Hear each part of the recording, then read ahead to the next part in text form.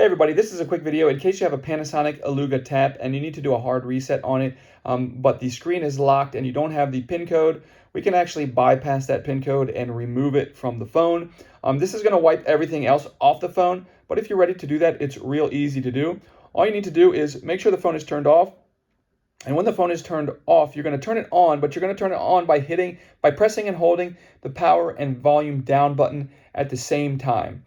And you're just going to keep holding until the Panasonic logo shows up on the screen. As soon as it shows up on the screen, you're going to let go, and it will boot up into a menu that looks like this. Now, you cannot touch this screen. You'll need to use the volume buttons to toggle down to clear eMMC, and then hit the power button to select it. Once it does that, it will wipe everything off the phone. It will take a minute to go through it. And while you're waiting for it to do it, if you're in the market for a new credit card, Chase is giving away $200 free just for signing up for a credit card. I'll put a link in the description if you're interested. But anyways, once everything is wiped, you can reboot the phone and it will reboot into the startup mode like it did when it came out of the box.